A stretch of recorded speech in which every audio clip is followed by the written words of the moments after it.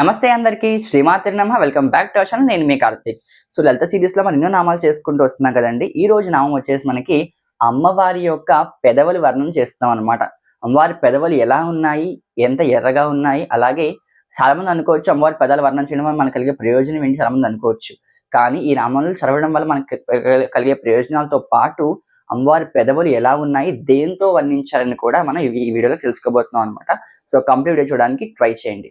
So ఆ నామం ఏంటి ఫస్ట్ అంటే మనకి నవవిద్రుమ బింబశ్రీ నత్కారి రతనచ్చదాయే నమః అంటే అమ్మవారి పై పెదవులు ఎలా ఉన్నాయి అంటే నవవిద్రుమ అంటే కొత్తగా సానపెట్టిన పగడం ఎలా ఉంటుందో అంత ఎర్రన కాంతిలో ప్రకాశిస్తున్నాయంట అమ్మవారి పెదాలు అనేవి.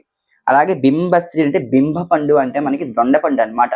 దొండపండు ఎంత ఎర్రగా ఉంటుందో అమ్మవారి యొక్క పెదాలు అంత ఎర్రగా ఉన్నాయని చెప్తున్నారు అనమాట. అలాగే ఇక్కడ ఇంకొక అర్థం ఏమిటంటే మనకి ఈ యొక్క పగడం అనేది కొన్ని రోజులు పోతే వారి యొక్క షైనింగ్ కోల్పోతుంది. దొండపండు కూడా కొన్ని రోజులు పోతే అది కుళ్ళిపోయి దాని మృదుత్వాన్ని కూడా కోల్పోతుంది అనమాట. సో అలా ఇంకా డిఫరెన్సెస్ ఏంటంటే మనకి అమ్మవారి పెదాలకి వీటి డిఫరెన్సెస్ ఏంటి అంటే ఈ యొక్క పగడం ఎలా ఉంటుంది కొంచెం రఫ్ గా ఉంటుంది. సానపెట్టడం వల్ల మనకి రఫ్నెస్ కనిపిస్తుంది.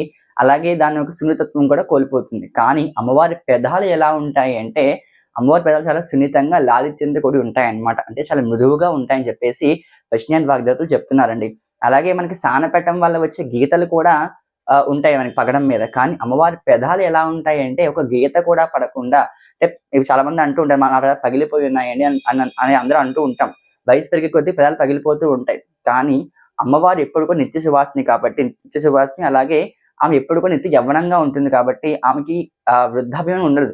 సో అందుకే ఆమె ఎప్పుడు కూడా నిత్యంగా చిన్నపిల్లలకి ఎలా అయితే పెదాలు ఎర్రగా ఉంటూ ఉంటాయో అమ్మవారికి కూడా యవ్వన దశలో అలాగే ఆమె పండు ఒక ముత్తైవైనా కూడా ఆమె అలాగే అంత ఎర్రగా ఉంటుంది అనమాట అండి ఆమె పెదాలు అనేవి. సో అమ్మవారి పెదాలకి అనేది ఈ మన మానవ శరీరంలో ఉండే మార్పులు ఆమె పెదాల్లో కనిపించవు. అలాగే దొండపండు కూడా కొన్ని రోజులు కుళ్ళిపోతుంది. అంటే దొండపండు ఎంత ఎర్రగా ఉంటుందో చిలక ముక్కుకి దొండపండు అని చెప్తూ ఉంటారు. చిలక ముక్కు ఎర్రగా ఉంటుంది, ఆ దొండపండు ఎర్రగా ఉంటుంది అనమాట. సో అందుకే దొండపండు కూడా కొన్ని రోజులకి అది కుళ్ళిపోయి మాలిన్యం వస్తుంది. కానీ అమ్మవారి పెదాలకి అలాంటి మాలిన్యం ఉండదు. అంటే నత్కారి అంటే ఏంటి, పోలిక లేదు, తిరస్కరించబడిందని చెప్పొచ్చు అనమాట. అంటే ప్రతి ఒక్క నామంలో అమ్మవారి యొక్క వర్ణన ఒక వస్తువుతో చేస్తున్నాం. కానీ ఆ వస్తువు కన్నా గొప్ప నీ యొక్క అభివాలని కాంతి అని వైష్ణవ వాగ్దేవతలు వర్ణిస్తున్నారనమాట. ఇక్కడ మన దొండపండు అలాగే పగడాలతో పోల్చారు అమ్మవారిని. ముందు నామంలో అమ్మవారిని పద్మరేకులతో పోల్చారు. ఆ ముందు నామంలో అమ్మవారిని చంపక పువ్వులతో పోల్చారు. ఇలా ఒక్కొక్క నామానికి ఒక్కొక్క వస్తువుతో అమ్మవారిని వర్ణన చేస్తూ ఆ వస్తువుని మించిన కాంతి కలిగిన దాన అని చెప్పేసి అమ్మవారిని మనం ఇక్కడ స్తోత్రం చేయడం జరుగుతుంది అనమాట. ఇక్కడ మనకి లాస్ట్ లో ఏం చెప్తున్నానంటే రథనచ్చద అంటే ఏంటి అంటే తెర అనమాట అండి. తెర అంటే ఎలా ఉంటుందంటే అమ్మవారికి మనకి మధ్య ఒక తెరలా ఉంటుంది ఆమె పెదాలు అనమాట. అంటే ఆమె నోట్లో ఎప్పుడు కూడా మనకి మంచి మాటలే వస్తూ ఉంటాయి అన్నమాట. ఆ మాటలు ఎలా ఉంటాయి అంటే మనందరం కూడా ఎలాగైతే అభివృద్ధి చెందుదాం అనుకుంటున్నామో అమ్మవారు ఎప్పుడు కూడా మనకు అభివృద్ధి గురించి ఆమె మన గురించి ఎప్పుడు కూడా తాపత్రయపడుతూ ఉంటుంది అనమాట అండి. సో ఎవరైనా భక్తిని అమ్మవారిని కోరుకుంటే వాడిని ఎప్పుడు వెంటనే దాన్ని సాల్వ్ చేద్దామని ఆమె ఎప్పుడు కూడా రెడీగా ఉంటుంది అనమాట. అంటే ఆమె నోటి ఎప్పుడు కూడా మనకి మంచి మాటలు వస్తూ ఉంటాయి, బీజాక్షరాలు వస్తూ ఉంటాయి అనమాట. అంటే మంచికి చెడుకు మధ్య వ్యత్యాసం ఆమె యొక్క పెదాలు ఒక తెరలా ఉంది అని చెప్పేసి చెప్తున్నారనమాట అండి. సో ఈ నామం ద్వారా మనకి ఏం తెలుసుకోవచ్చు, మనకేమి అర్థమవుతుంది, మనకి ఈ నామం చదవడం మనకు కలిగే ప్రయోజనం ఏమిటి అనుకుంటే ఎవరైనా కూడా మంచి మాటలు మాట్లాడాలి, వాక్చాతుర్యం పెరగాలి అనుకున్న వాళ్ళు ఈ నామం కనుక పఠించగలిగితే ఖచ్చితంగా మనకి వాక్చాతుర్యం అలాగే ఈ మంచి మాటలు మన నోట్లో నుంచి రావాలి, నెగిటివ్ మాటలు మన నోట్లో నుంచి రాకూడదు అని అనుకునే వాళ్ళు ఈ నామాన్ని కనుక డైలీ ఈ నామాన్ని పఠించగలిగితే వాళ్ళకి ఒక మంచి ప్రయోజనం కలుగుతుంది అనమాట అండి. సో లలిత సహస్రనామంలో ఒక్కొక్క నామానికి ఒక్కొక్క ప్రయోజనం ఉందన్నమాట.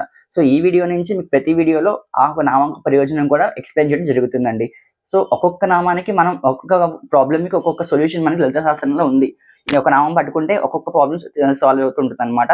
సో ఈ నామం పట్టుకోవడం వల్ల సాల్వ్ అయ్యే ప్రాబ్లం ఏంటంటే ఎవరైనా మంచిగా మాటలు మాట్లాడాలి, ఎదుటి వాళ్ళు మెప్పించే మాటలు మాట్లాడాలి. మనకి సపోజ్ మనం బాస్కి మనం మెప్పించే మాటలు మాట్లాడాలి, లేకపోతే ఒక పొలిటీషియన్ అయితే మాకు మంచి మాటలు మాట్లాడి జనాలందరినీ కూడా మనలో ఆకర్షించుకోవాలి.